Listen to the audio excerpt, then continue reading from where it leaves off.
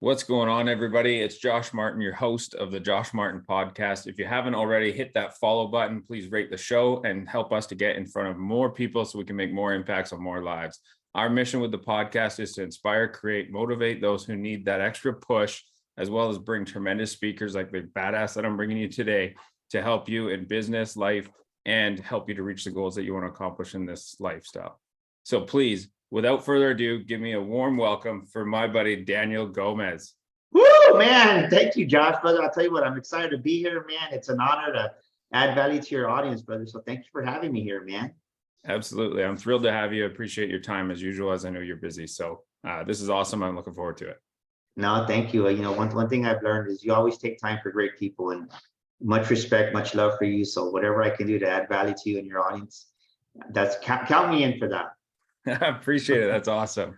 Well, let's start off with just kind of introducing yourself, Daniel, for those who don't know you, those who want to get a hold of you, and tell us your story. How did Daniel become this consultant in business, sales, and speaker? Well, sometimes in life, Josh, we think we have it all together. We think we got money in the bank, our house is paid off, we got the Rolex, the Corvette in the driveway, and life sometimes has a way of getting your attention. And that happened to me in 2017.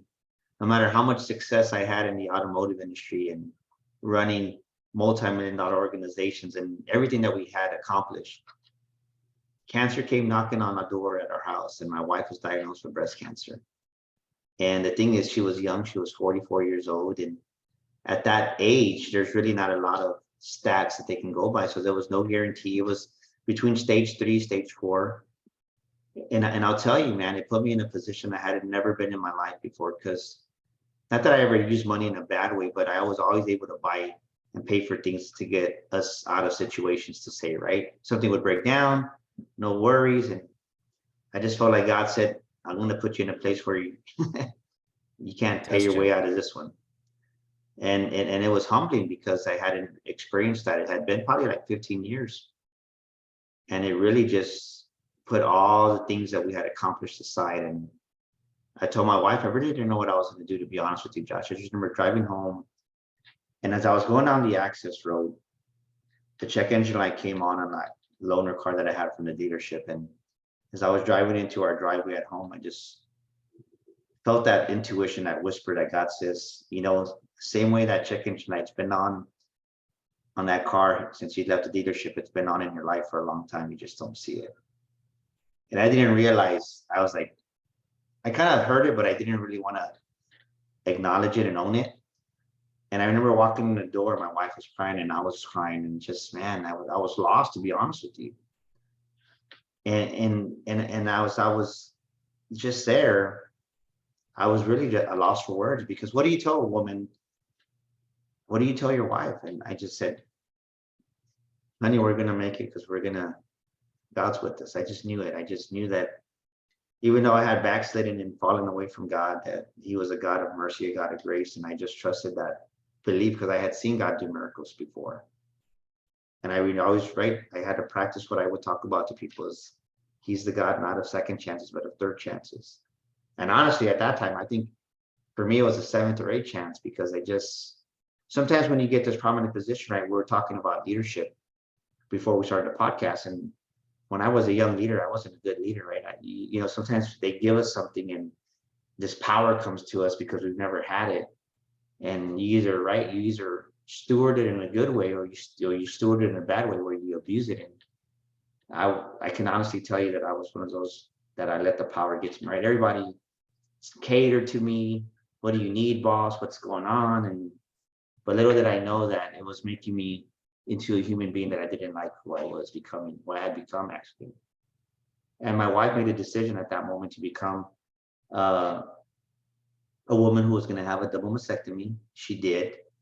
She got depressed on me, and that's where everything flipped upside down, the whole script, right? What I would have never imagined. She got depressed.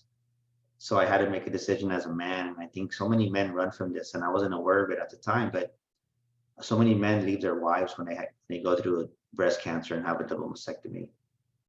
And my wife getting depressed, I said, well, either I'm going to hire somebody to take care of her, or I'm going to take care of her myself. And I chose to take care of her myself. And that was the beginning of my new chapter these past 5 years in my life, where I really owned my mistakes, myself as the man of the house, the father, the husband, the leader. And just really, as my wife sat there, Josh, I remember that, like, I was watching TV for the first 2 weeks, and it was just Jump TV, right? Jerry Springer, you name it. Like, there was nothing else to do.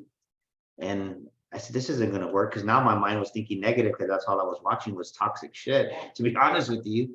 And I'll never forget, I went to the restroom one day after being home for like 2 or 3 weeks, and I just said, this isn't who I am, right? Like, there's something wrong with you, Daniel. But I didn't realize, Josh, that there was so many things wrong with me, to be honest with you. I knew I had issues, right? Like every other man, but I just didn't realize how much junk I had inside me, man, to be honest with you. And that was the beginning. That was the big shift that happened for me in 2017. That's amazing. And for those of you that haven't heard your Daniel's story, please like take a minute to take that in. I never even thought about the double mastectomy thing, about men leaving their wives. I had never even registered in my mind until you said it. And I think it shows something about you and being able to pull that together and be there for your wife, be the man of the house, be the man that was needed at that time. And I think, you and I have talked a few times about God and stuff, and I think that was your test, right? Like and I think you see that as well, as that was the test that you were given, is, money couldn't buy you out of this one. Daniel was going to have to step up and be there for her. So a tremendous respect, my friend, for where you've come, what you've done for your wife, what you're doing for everybody else around you. So super blessed to be around. Well, what happened was, right, and I wasn't even aware of that. I had gone to an event, and Mel Robbins was there, and this lady gave out this award, and it just happened, right? And it doesn't just happen, but it was like God put me there for a reason.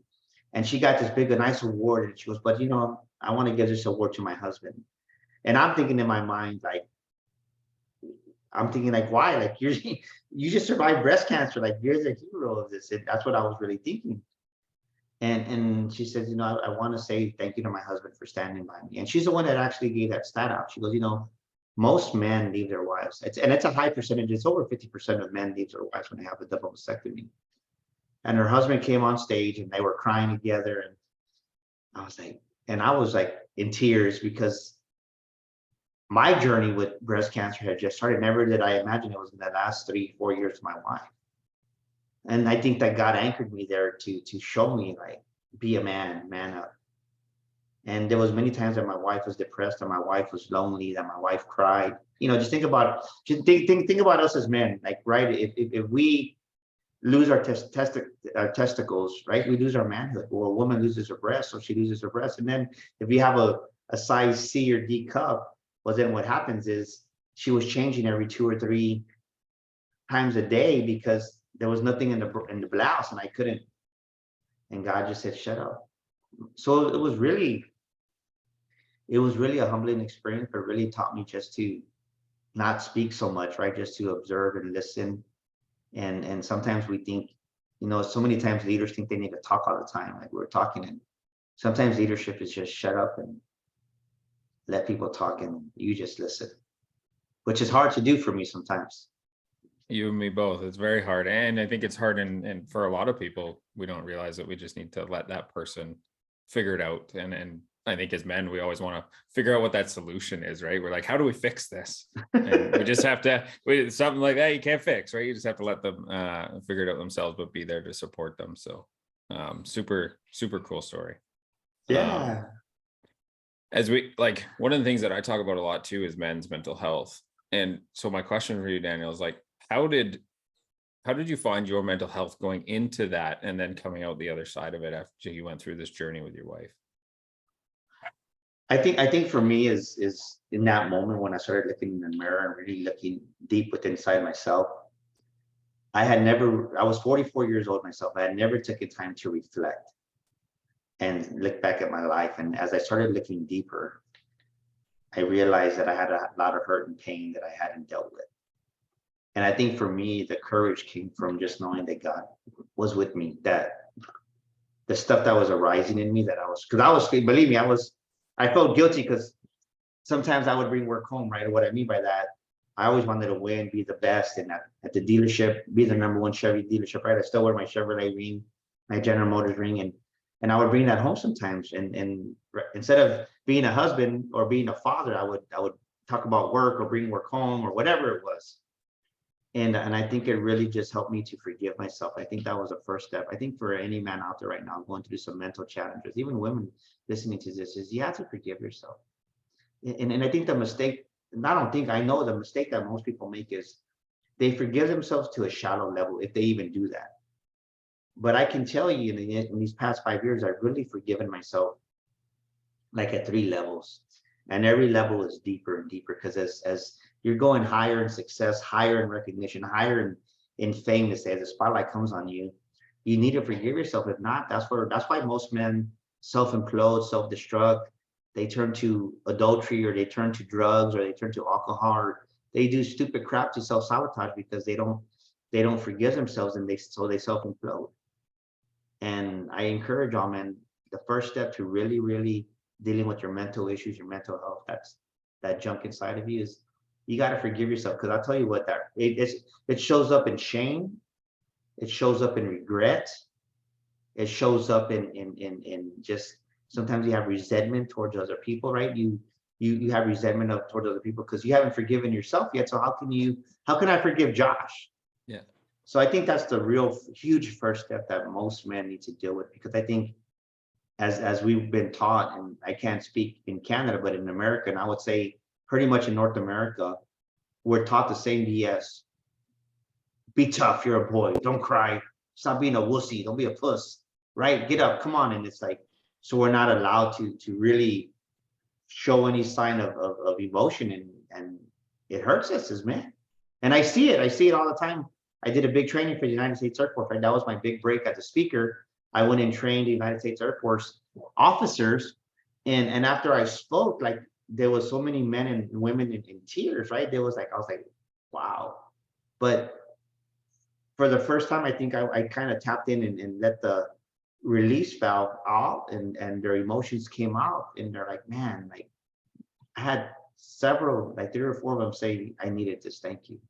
Because they're taught, right? You're not, I mean, they're trained to be tough. They're trained, you got to go kill. They're trained, you got to defend our country. And the same thing for police, right? No emotions, no weakness, especially if you're out there roaming the streets and protecting whatever city you're protecting. So it was an eye opener for me to really see, like, wow, like, a lot of us are hurting and we don't even realize Yeah. 100%. And like you said, like, for those who don't know, I think I've talked about this on a few other episodes, but I work in construction. So it's even more, right? It's like, man up, just get on with it, do your thing, right? And I think the more that we talk about this for men, and it goes for women too, but men are more of the bottle it up and don't say anything and then implode and do self-harm, like Daniel had said. So, if somebody's listening to this and you're going through something, please reach out to me or Daniel, or find somebody that you can vent to, and feel safe with somebody that you can give it out to. And if you can't find that, find God, find somebody that you can talk to make that connection so you can release that valve, like Daniel said. Yeah, and I think that's why I love speaking. I think that's why when I spoke to the United States Air Force, I really saw the impact. Yeah. And I said, man, if they need it, right? The United States Air Force needs it, the whole world must need it. And I think at that point I was just committed to speaking whenever I could, even when I was just when like right when the honorarium wasn't where I wanted it to be, like, I'll do it anyway because you're helping people. And I truly believe, because I had that approach, that attitude, that God just elevated me he accelerated our success because I was truly speaking from my heart to help people. And I think that's where I've learned many speakers, they speak, right? They want to be the star of the show, and it's not about you. The audience is the star of the show. And I think that's the one thing that many aspiring young speakers coming up, that's the biggest mistake they make, is they think the show's about them, Josh, and it's not. It's about you and the audience. Yeah. And it's true in anything outside of speaking too. Like, I had to learn that when I was coming up as a leader. Like, I was a bad leader. I was a horrible leader when I first started. I mean, I was young, but I still was horrible. I kept putting, what's best for Josh instead of what's best for everybody else. And taking that step back to look at the whole picture instead of looking at what's best for you, what's best for the organization, what's best for the team, what's best for the people that you have around you. And I had to really take that and do some self-reflection on that side myself.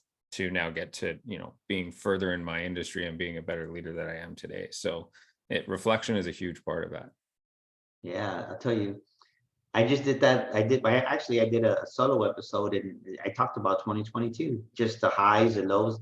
Everybody, right? Everybody on Instagram, everybody on Facebook, on LinkedIn, they always post the wins, but it's like there was some parts of 2022 that, man, it's like it's a new level of success, a new level of commitments, and it's not right now. You're not counting pennies, you're counting dollars and hundreds and thousands. It's a bigger investment, and you if whoever says I don't have any fear or I'm not scared, they're BS, right? They're either, if they're saying that, they're not growing. I'll just tell you that, right? They're not growing because and not just growing, but this is the other huge part. I think so many people focus on growth, growing their skill set, growing them, but you know what? The biggest thing is they lack the maturity. Are you maturing? Right? Growth and maturity are two different things, and people kind of combine them sometimes, but no, like, right, you can grow in your skill set and your knowledge, but you can still have the wrong character, the character of immaturity, or there's many traits within you that need to mature. And I think that's the part that people miss, and they wonder why am I not where I want to be in my business? Why am I not where I want to be in my life? It's because they're not maturing as a man or woman, that they're not seeing that for themselves, because they're just worried about the growth in skills and knowledge. And to say I read 20,000 books in 1 year, who cares? If you're reading it and you don't know how to apply it, and you're not mature enough to handle that type of level of thought, I mean, right, of consciousness, it doesn't do you any good. Yeah, fair enough. And I think it's John Maxwell talks about how character is actually super hard to change, right? It take like growth is one thing, but like you said, the character side of it takes longer, but the reward is so much better at the other end. Yeah, it's being real with yourself. Yeah. Well, and that's hard in today's society, right? We see the boats, we see the cars, we see all this stuff on Instagram, and it's, I want this, but do you really need that? And is it something that you actually want, or is it because it looks nice? Is it the shiny object, that fear that, like you got to really do some self digging on what you want out of life. On that note though, Daniel, how has failure shaped you into who you are today along your journey? Man, it's humbled me. It's humbled my ass big time. Like everybody thinks they're invincible when they're on top of the mountain. But I guarantee you that I don't care who you are as a leader. I don't care who you are as a business owner, as a man, as a woman, you're going to be tested even more. And failure just really showed me that it's like, it's okay to be a good person. It's okay to have a soft heart. It's okay to be humble. And so many people use these fancy dialogues of ego and all this and all that, right? I'm like, the bottom line is this, right? It boils down to two things. And it's in the book of wisdom. If right, there's always pride before the fall. And when you realize that, man, pride sticks up in your life, you're gonna fall, because God doesn't like that. And he'll humble you. But when you operate from a place of, right, humility, not weakness, because it's a different, but when you're humble and you're grateful for what you've been given and you're really trying to help people, I think it's really taught me just to be more humble and be more caring and to be more appreciative. Because like I said, when I almost lost my wife, it's like you don't expect it. And sometimes the old Daniel wants to come back up. Like, right, I'm not gonna lie to you. There's people say some stuff sometimes. You hear it in Clubhouse, you hear it on Instagram. It's like they have no idea. They're saying it because they heard somebody else say it. And they're 17 or 25 and they've never experienced life. I'm telling you from a place of experience, being 49 years old, right? I mean, I've lived this shit. Right? I've known it, and I've been successful for my whole life by God's grace. But it's like when you really look at what you failed at, and you truly say, well, how can I apply this in a different way? How can I learn? And for me, it was failing as a husband and failing as a father, and seeing that, man, my own son doesn't want to talk to me. Like, why? Like, but you don't think you're that bad of a person because you're buying them the iPhones, you're buying them the Jeeps, which is cool, right? But deep down inside, their soul's hurting. My daughter's soul is hurting. And you don't see that because you're being a parent. And I think if I was to give any word of advice to an aspiring young parent out there, or someone who just had their first kid, is listen to your children, talk to them, just talk to them as not as be not don't be their best friend and give in to them, but like listen to them because they have a personality that's maybe different than you. And I think that's the biggest mistake is that, and I think you can attest to that. So you can have two nieces or two nephews or two boys in the house or two girls, but you're not going to father, even if you have two daughters, the same way because each daughter is going to have their own personality. And the mistake that we make is we try to parent them in the same way when each one of them has their own unique gift, first of all, from God. And then second of all, they each have their own personality. It's part of their DNA. And they didn't choose it. That's what they were born with. Yeah.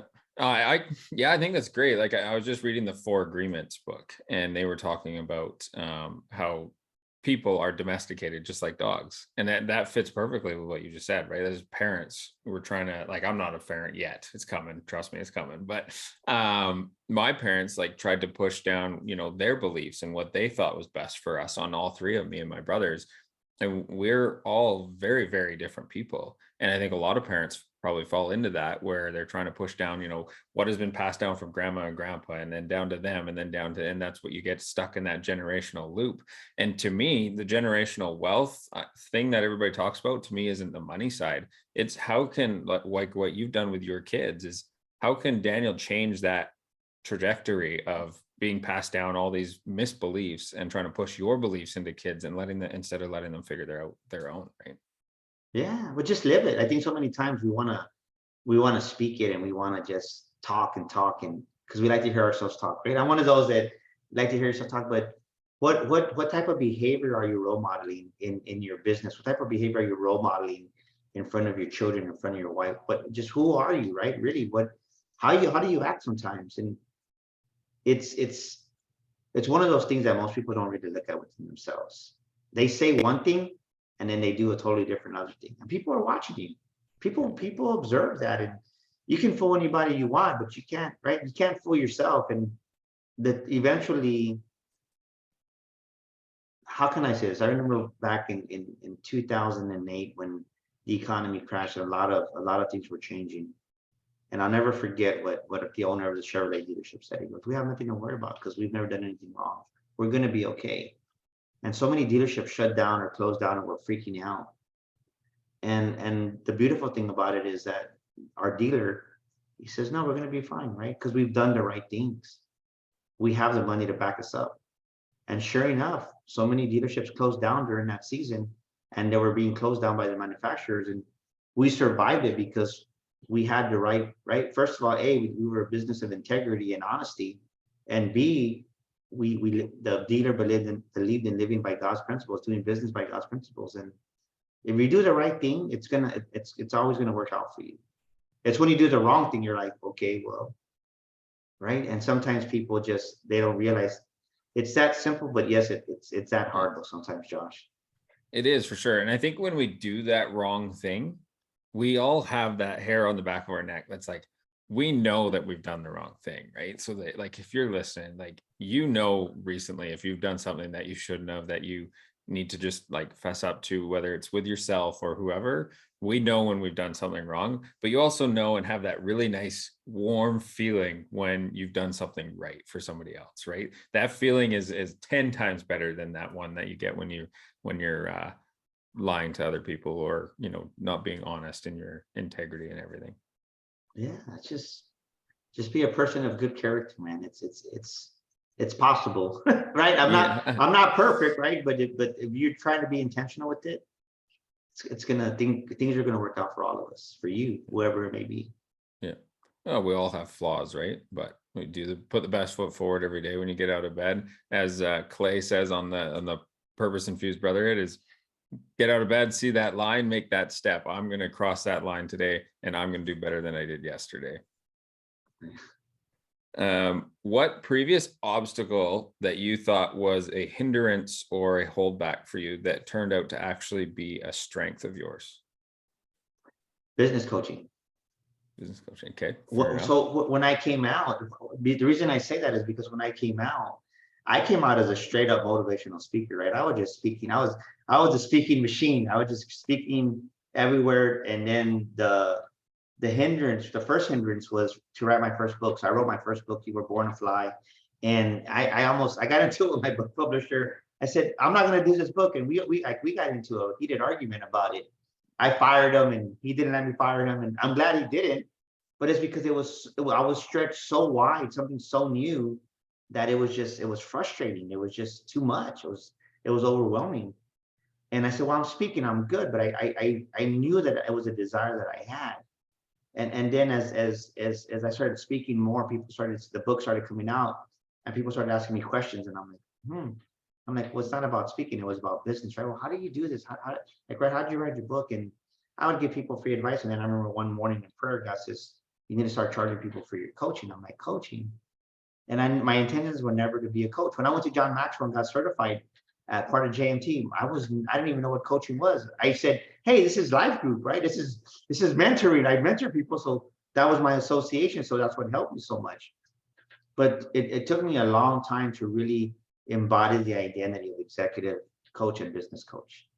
And I think, but as I started growing and really seeing it, because I understood business, right? I ran multi-million-dollar organizations, had 100 employees, but the thing is this, is if you don't embody the identity, you're never going to be as successful as you can. Because you're not embodying it, you're not walking in that authority, that identity. But once I really said, well, maybe I am good at business, I understand this, makes sense. And that's why it led me to where now we have the Millionaire Mind brand, because a lot of that is I'm helping businesses, right? If the business is closed down within a year to 3 years, 90% of them, why? Because the business owner thinks like an employee. And we have this big training called Kill the Employee Mindset. And it's really, right, with the Millionaire Mind, it helps you to see that, no, don't think of everything from this perspective. If you want your business to work, you got to see it from this perspective, from this point of view. And that's really one of the things that now I've embraced it. I'm happy and I'm honored to say I lead now with business coach instead of motivational speaker, because the speaking just kind of comes automatically. Yeah. No, that's awesome. I actually didn't know all that. So that's cool. Was there ever a point, Daniel, when you're going through your journey, like when you were doing sales for the dealerships and working for somebody else, was there ever a point where you're like, where am I going? What am I doing? Like, what is the universe trying to teach me here? What is God trying to teach me on this journey? And then to look back at it now and go, well, duh, this is kind of where we were going. Is there ever a point in that with you? Well, the irony was I was really saving up money to buy a dealership. That was like, I wanted a point. I mean, I bled Chevrolet Blue. I loved what I did because that's all I knew. And then when I came, right, going back to being not the leader I should have been, when me and the owner bumped heads, and it just that fell apart. And I went to go work for a Dodge dealership. It just wasn't the same anymore. And then I went back to another General Motors corporation, but by that time it was just like I knew there was stuff that I had to fix, but I just didn't know what it was. But I say that because when the time came to start my business, right, I look back and running that Chevrolet dealership, even though I had our team to say I love to do the sales training because I love pouring into people, right? It wasn't that I wasn't doing the sales training from a dictator position. I was doing it because I wanted to help Josh really become a better salesperson and a better human being. And I remember that one of the guys would say, man, that was inspiring. Thank you for getting us fired up. I'm like, I'm just doing, and to myself, I was like, thank you. But I was like, I'm just doing my job. But I realized that all those 8-9 years I was doing the sales meetings, it was preparation for the bigger stage. And that was who I am now. I'm like, man, I'm ready, right? Like, I've been doing it for 8 years. I never saw that. So I think so many people, they discount what they do, or they don't realize how much they do and how much they know that carries you into the next season. So when God put it in my heart to go out there and be a motivational speaker, I was remembering when Martin would say, man, you inspire me, man, you just got this thing about you. And it's like, I carried that with me because that was all I had to carry to believe that I could do it, because besides that, there was nothing else, a substance to draw from. Yeah, no, fair enough. No, that's awesome. I love it. That's cool that you wanted a Chevy. I know you bleed Chevy because I've seen your car and everything else. So that's pretty cool to see that. And it's funny that you ended up at a Dodge dealer. It must have killed you. I mean, it was, then they were paying me well. I just it goes back to now.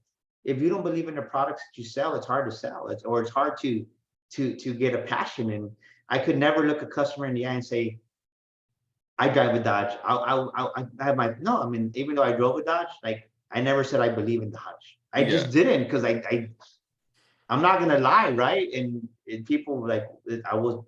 If you don't believe in the service or product that you provide, how do you expect your clients or your future prospects to believe in it? And going back to that Dodge scenario, it's like I bought a Dodge and I'm thinking like, why did I ever buy a Dodge truck? I bought it because I thought within time I would like it and I would, right? You believe in the product. Me and my son were just talking about it the other day. He's like, we're laughing and I go, Jay, like, remember when I bought my Dodge? He goes, yeah. He goes, I don't even know why you bought it, Dad. I'm like, Even your son was like, I don't know what you were thinking. That's oh, awesome. So seeing as you are a certified coach with one of my favorite mentors, and you are also one of my mentors, but what characterizes a good leader from your point of view? but I think a good leader has several traits, right? But I think a good leader is this is they lead from a place of just with an open heart to really be open to what's going to come because no one really knows what's going to happen. But I think the leaders are first one to get in the trenches and help and not complain and whine and really what's the best interest for everybody. I think for me it was always what's what right what about Daniel, what about Daniel, what about Daniel, no, like what about us, what can we do to make it better for everybody and to really just let people know that, right, to appreciate them. I think so many times we don't show people that we appreciate them. I just did a post yesterday that don't take a day for granted. We lost some loved ones this past week. My brother passed away. My brother-in-law passed away, and you don't foresee that happening. But just like that, anyone's life could end. And I think what's the worst thing? I think of a person I knew that the last conversation he had with his brother was he belittled his brother. He was his younger brother. His brother ended up dying that weekend. And I remember him sitting at the curb at the dealership, crying, like literally a grown man crying because he felt that resentment, that regret in his heart that, man, I had this time to spend with my brother, or tell him something that I love him. And instead of showing appreciation, he belittled them because maybe of his own security. And he has to carry with that. And even though you try to talk to him, some people, they don't forgive themselves. So I think it's really showing appreciation, right? Appreciation and recognition. You can't lose with those as the leader. I'm not saying baby your people, but everybody loves to be appreciated, and everybody. I like to be recognized. I'd rather take a trophy over a dollar raise. I mean, I'm just Yeah. saying. It's so true. And it's like before the show, Daniel and I are talking about the organization that I'm with now. And I think one of the biggest reasons that I'm thriving as and growing as more like quickly as a leader now is because the guys above me are doing exactly what Daniel just said. They're recognizing stuff that I'm doing.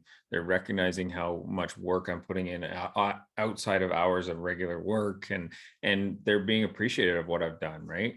And then that gets reflected onto me, and I'm passing it down to the others because we're now in this environment where we all want to succeed. We're all happy to be there. We feel like we're making a contribution. And I think that's what gets missed in a lot of organizations. People don't realize that small little thing, like you said, a trophy or whatever it happens to be, makes a huge difference in that person's life. Yeah, I mean, even when I left the automotive industry, I was done as a salesman. I think I had, no joke, I probably had like 40 plaques and trophies that finally one day when I said, I'm not ever going to go back, I threw them away. And my wife goes, you gonna throw them away? I was like, yeah, because it's right on. I'm not going to live off my past success, but that's how much I value the recognition, just because it just, that was right. It goes back to the personality aspect. That's my personality. And if you don't understand that as a human being, as a leader, you miss that. Not everybody's a Daniel. Some people just, right, they don't like the spotlight. They just want to be like, right, give me a gift card and I'll be good. Yeah. But it's understanding the people that are working for you or that you're leading. That's the key to being a great person that's going to help the people around you. So Yeah. I think one of the biggest things that I've learned recently is empathy and how much that has a reflection in leadership. Being able to look at somebody's situation and like put their shoes on and go, oh crap, like I've really got to step up here, or they need something. Not like you said, don't baby them, but really have some respect for that person and what they're going through, because we don't know what people have going on in their lives. Like if I hadn't talked to Daniel or seen that he had that post out about his family, I would have no idea, right? And so you really have to figure out a way to put yourself in that person's shoes, but at the same time not get too involved, that they like listen to them, like we were talking about at the beginning, right? Yeah, and like one thing I'll say in that, a great leader doesn't abuse the circumstances. And what I mean by that is, right, yes, we had some loved ones that passed away, and I'll be going to my brother's um viewing tomorrow, but it's not going to change my responsibilities as a leader, right? I have employees I got to answer to. I have clients, customers I got to answer to. So I got to show up. And so many people, they hit that, right? They get hit and they don't, they lose it. And then they wonder why their life never advances or why their businesses didn't go to the next level.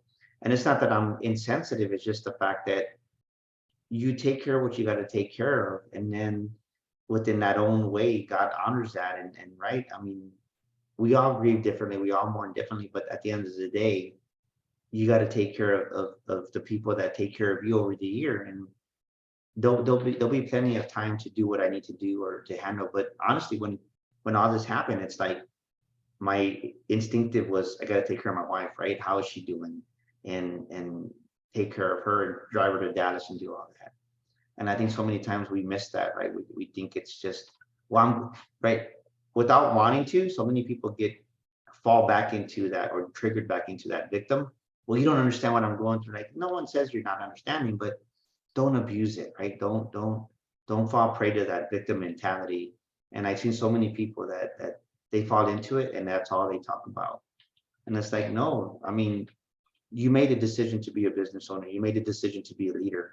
You have to lead by example. And because if not, if you fall apart, and right, I mean, I get it. I mean, I've been there. I've attempted suicide myself. I've lost my father. I've lost my mom. I've been through a lot of stuff, but never have God given me a reason to quit and to not be responsible. And I think so many times we hit hardship and people think, well, it gives me a gateway to not be responsible. No, you still got to be responsible as a leader, as whatever that position is, whether it's your children, your wife, your employees, whatever it may be, you got to own it. No, I couldn't have said that better, Daniel. That's super great advice. So for anybody listening, take note, because that was super good. What movie would you recommend for any new aspiring business entrepreneur, leader, somebody that's coming up in the business world? That would say, I wouldn't have probably said this a year ago, but I would say The Pursuit of Happiness. And the reason I say is it's not so much the pursuit of the happiness, it's the resiliency that the character, the gentleman goes through to reach that level of success. Because so many people, they want to be the entrepreneur because they want to sound cool and have the iMac and be at Starbucks and just like right make it seem like it's cool, but it's cool to an extent, but man, you're gonna cry, you're gonna grow, you're gonna be frustrated. And I think I love the relentlessness that and the consistency that Will Smith portrays in the book. I can't think of the actual gentleman he's playing, but just to see the fact that he goes through brushing his teeth in the restroom and taking a bath in the restroom, like people don't realize what it takes to really be successful. And if you would have told me everything I had to go through, I've been like, man, I might have just stayed in the automotive industry because it's a lot. But you don't know, right? I just did this speech on fortification. The fortification part of your season, that season you're being fortified, it's only to make you stronger, to prepare you for that promotion to the next level. And everybody wants the next level, but they don't want to go through the preparedness, that fortification, to where you're being banged and shaped like the sword that the Marines carry. Everybody wants that badass sword, but they don't want to be hammered and cut and chiseled. And no, it's part of it. Yeah. So I would say The Pursuit of Happiness, because he's consistent and he's relentless. Yeah. No, that's a good one. I haven't heard that. I write down every movie that somebody gives because eventually I'm going to try and get to them all. But I have seen that one, and I agree that it is a very, very good one. So next one, you can't mention your book. What is the book that you believe everybody should read that, or was kind of a pivotal moment in your? That's easy. I think everybody should read it, whether you're in sales or not in sales, because regardless, we're always selling. I mean, no matter what, you're selling yourself, you're selling your ideas, you're selling your dream, your vision. And especially if you're a business owner, you got to buy The World's Greatest Salesman by Og Mandino. That book is somebody told me about it. I read it probably 2 or 3 times. I lived by it. I studied it for a year. And I really think that that was a foundational key. And one thing that I really learned from that book was weak is he or she who allows their emotions to control them. Strong is he or she who controls their emotions and their feelings. Wow, that's And awesome. that was one life lesson that carried me for 25 years since I read that book, 26 years ago, 25 years ago. And if you think about it, like, I never knew why I loved it so much, but he would talk about, right, as a salesman, if you get mad because you can sell nothing, you're weak, right? You're letting your emotions control you. And but that applies to everything, Yeah, because your emotions they come yeah, and go, right? I mean, it's easy, and even though I could always improve in my emotions, but I imagine where I would be as far as self-control with where I'd be with not reading that book. And I'm glad that that book at least gave me a foundation to help me when I was younger and just more hot-headed to say. yeah. Do you still have the book from 25 years ago? Same book, or did you buy a new one? I gave it to somebody and they never gave it back. That's why one thing, right? I take a lot of notes, and Yeah, and that's why I don't like to lend out books. But now, if it's not written in, I'll just give it to them. Like, because but the likelihood of them giving it back, they're not gonna. Right? yeah, I got my little books right there that I kind of read, that go over. You yeah. can see it, but it's like I've learned that if you give a book to somebody, just give it to them, because they're not going to give, even though they need to. It's gone. It's gone. Fair Yeah, enough. but I do have it in Audible though. Yeah, fair enough. No, I'll have to remember that because friend of mine is the barber. These three boys started their own barber shop, and he asked to read the 4 agreements. So I'll have to take some pictures of my notes in there before I hand it off to him in case I don't get it back. What advice would you give your 25-year-old self standing in Daniel's shoes today? Stronger than you think. I think so many of us, we undervalue our potential and our strength and our abilities, right? I think we're more capable than we realize, and I truly mean that. I would have never even just. I mean, the truth is, it hasn't even been 5 years since we started our business. It's really like 4 years and 11 months now, and not even 11 months, because this is 21st. So January of 2020, January 27th will be 5 years. So really, in 4 years and 10 months, look at how far God's brought us. And I would have never thought I would have been a 3-time author, have our own speaking academy, have our Millionaire Mind, our boot camp, and write a book on the Millionaire Mind that is selling, right? We're selling 3 books a day on Amazon, and that it's helping hundreds and thousands. Well, actually, we're helping thousands, because we've broken 10,000 book sales already, which has been phenomenal. But you just never know what you're capable of, and all you got to do is be. One thing I want your audience to hear this: you got to be crazy enough just to believe it for yourself. I always said that at Create, right, where I mentioned you got to just be crazy enough to believe it for yourself, and people are gonna laugh at you. It's okay, because they're gonna laugh at you before they applaud you. That's okay too. And I always say, right, well, now I'm laughing all the way to the bank, so it's okay. Yeah, it's so true. And the biggest not people that won't believe in you is the ones that are closest to you sometimes. And that was my situation. But I want to stop for a sec and just give Daniel a round of applause. 5 years coming onto his business. A lot of people don't make it that far. They give up long before. So kudos to you, my friend. Thank you, brother. Yeah, it is, man. It's been a whirlwind, just of tears of success, and now, right now, we're pretty well established, and but even to this point, I still don't stop. I think the mistake that people do is they hit this milestone, or they hit this level of success, and I had to fight through it. Is right now we got more success than we've ever had. We've have more money than we've ever had. We have employees now. We got all these things that are at a higher level, and it's like, but you know what? Don't get stuck there. So many people get complacent there, and I was guilty of that, because you wake up like, I don't need to make no sale. We're good, right? But no, like there's another level. And I think that that's where people, right? They hit that glass ceiling, they hit that upper limit, and then they start to self-sabotage and they don't do the things that they were doing a month ago, a year ago. And then they wonder why. And now, and a year later, right, they start to like go backwards instead of forward. Is because you stop doing the things that got you there.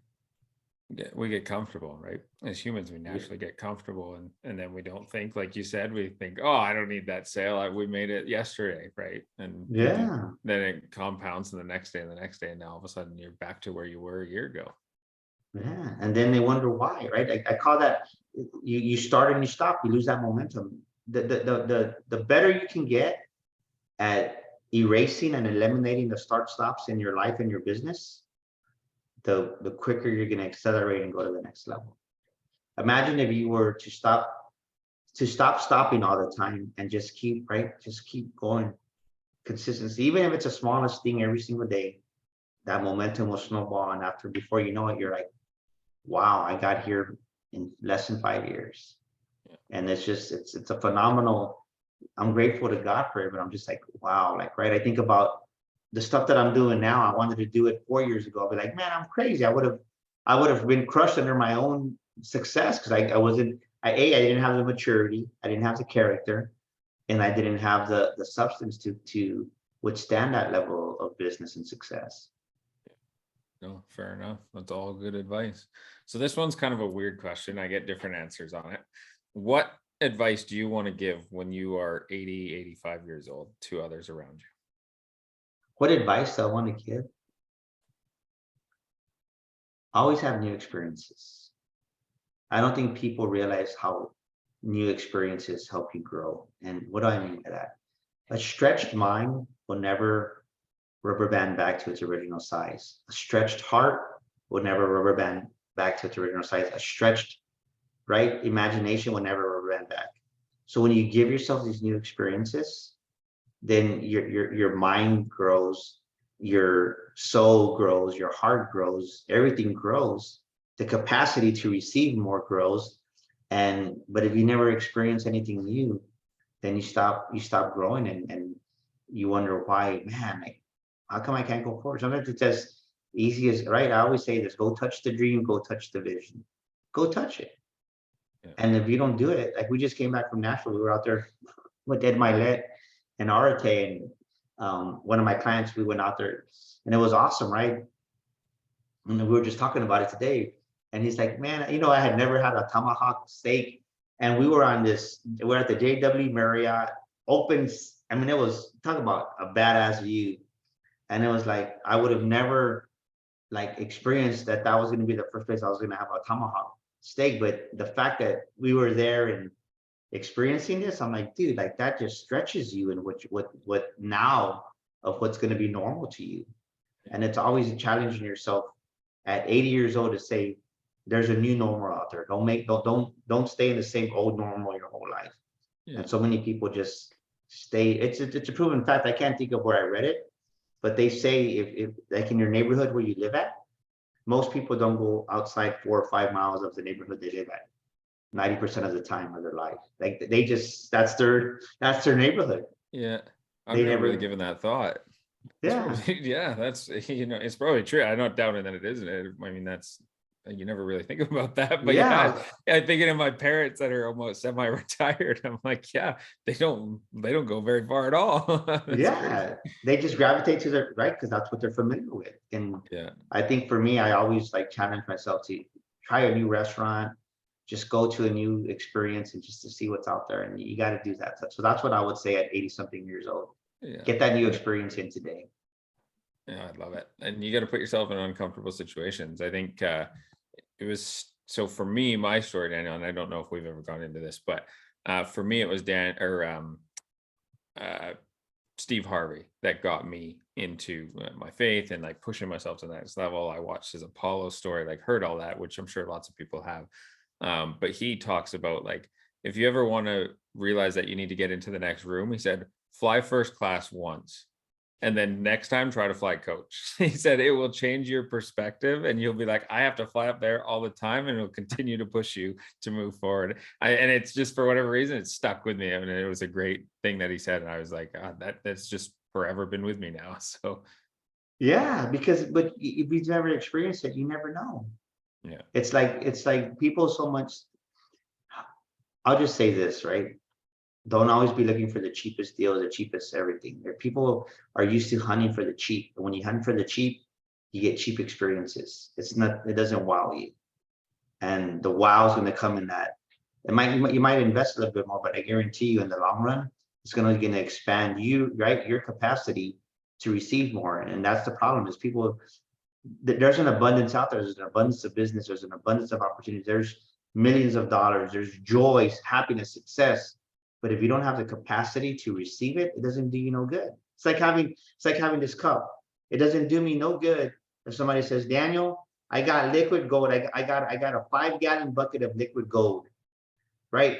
Full gold. It's worth millions, and I'm gonna pour it into there. Well, shit, you're gonna waste most of it because all I have the capacity is for 20 ounces. And that's my story. That's the picture I'm trying to paint for you. You got to grow your capacity to receive more. If not, everything else around you is just a waste. Wow, I love it. Well, I don't want to hog up too much of your time, Daniel. I am like beyond grateful that you asked to be on the show and that I got to have your time for an hour. But what is your last little kind of spiel to people? How do they get a hold of you? What do you got on the books coming up in 2023 for events or speaking gigs? Where can people find you? Well, I'll tell you what I love really doing is pouring my heart into people, right? When people come to our Sticker Shock Speaking Academy, March 17th and 18th, it's going to be here in San Antonio at the Norris Conference Center. That's March 17th and 18th. And lives are changed, right? Not only do we show you how to share your story, but we show you how to really become a paid speaker. Tony Pollard came, and since last September, he's made over $65,000 speaking as a part-time speaker because he's a full-time administrator. But really, the compliment that Tony gave us was, Daniel, I've learned more here at Sticker Shock than I did at any other speaking conference that I've ever been to. And that included some elite places. So that really touched my heart. And then May 5th and 6th here in San Antonio, we're having the Makings of a Millionaire Mind, our boot camp. And that's going to be awesome. You know, we had over 30 people come from all over the country. That's really a hardcore boot camp where we challenge your thinking, your relationship with money. And it's really to grow, right? To grow you as a human. The whole thing about being a millionaire mind, becoming a millionaire, Josh, is the person you become and the level of life that you get to experience and the level of life and freedom that money gives you. And most people, they have a poor self-image and they undervalue themselves. And those are two things that we definitely attack in the boot camp because most people don't even realize it. And it's just an amazing experience. So May 5th and 6th, the Makings of a Millionaire Mind boot camp. And then also go to our website, themakingsofamillionairemind.com. Get a copy of our book. I love to autograph one for you. And get our course, 27 modules that are going to change your life. And we'd love to help you to grow who you are, all right? Because this is the truth. Your life's never going to outgrow the current self-image you have of yourself. And follow me on social media, Daniel Gomez Inspires. That's my brand. DG back here, right? Daniel Gomez Inspires with an S. I'm on Facebook. I'm on LinkedIn. I'm on Instagram and also on Pinterest. So we love to add value to you and connect with you, and just send me a DM on one of those platforms and I'll be more than happy to respond to you.